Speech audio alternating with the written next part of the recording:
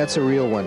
I'm actually kind of proud of that. Hi everyone, welcome to Personal Best. I'm your host, Ken Nias. I got this bruise mountain biking, but I'm not exactly sure just how it happened. Today we'll also meet a retiring Canadian athlete in a not very retiring sport. Final 2 laps of this race. And a story about a guy whose life story is a comeback story.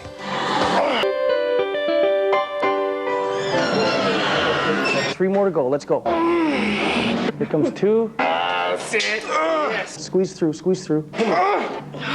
Excellent. If this is your kind of training, then this guy is your kind of trainer. I know that I've been working out when I've been here, but it doesn't put you to the point where it hurts. He always makes you feel a lot better. He is Guy Murray, personal fitness trainer, a client favorite. 3 more, let's go. 1, 2, last one. Good. He's only been at this 3 years. 3, keep it going. Okay, here's the last one. But in that short time, he's accumulated a list of pretty impressive clients. I met Jeremy Irons in Toronto while he was filming M Butterfly. He came into the gym I was working at. After about 3 weeks of training, he came in one day and asked me if I wanted to work on a movie in Europe for 4 months and train him and Glenn Close. I thought that was incredible, so I said sure. When I first met Glenn Close, I didn't know what to expect because all I knew her from was Fatal Attraction. And I didn't know if that was her personality or not. So I started training her abs one day, and I was using a medicine ball, and I had her in a crunch position, throwing the ball up to me, and I was throwing it back down. When she couldn't do it anymore, she didn't keep the ball, she gave it back to me and then collapsed. All I could see was the ball, so I threw it down to her again and caught her with her eyes closed and hit her in the stomach. And that's when I knew that she had a sense of humor and we'd get along great. The career Guy Murray has built for himself is impressive enough, but to understand how impressive, you've got to understand where Guy Murray has come from. And only then will you realize that what he's accomplished is nothing short of a miracle. Didn't have one. Unfortunately, I was brought up by victims of abuse and neglect on their own. So they didn't know how to deal with themselves, so they couldn't break the chain. I don't think they just had the strength to look inside and break the chain, so it came on to me and my sister. Well, just a bunch of negative stuff, violence. God help you if your clothes are dirty. Grandma would tear every inch of clothing off you and then wail on you out in the front of the house, you know, with nothing on. So the humiliation was worse than the beatings, you know. I just drank everywhere. It was amazing to be that happy. And it got to be more and more and more. And then once I got into high school, I'd skip school and go to people's houses and we'd drink or do drugs or both.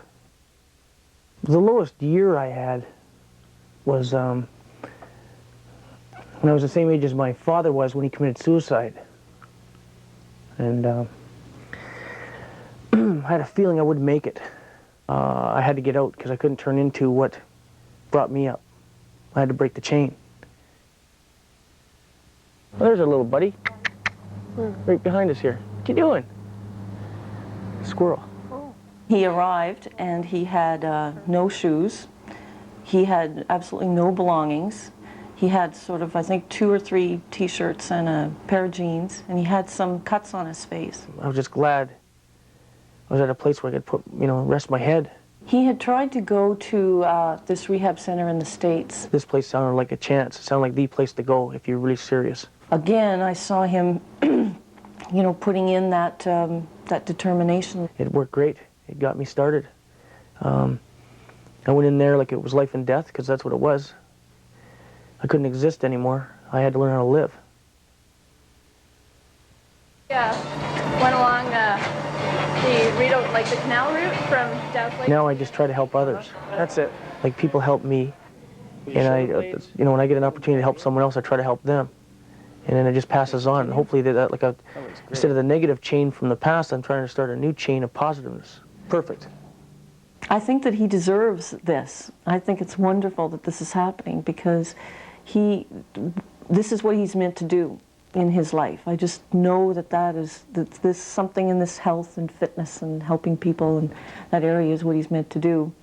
So I think it's great that he's following that, and then life just seems to be lining itself behind him. It's just such an affirmation to all of us that when you actually follow the thing that you're meant to do, life does kind of open the doors, and it happens.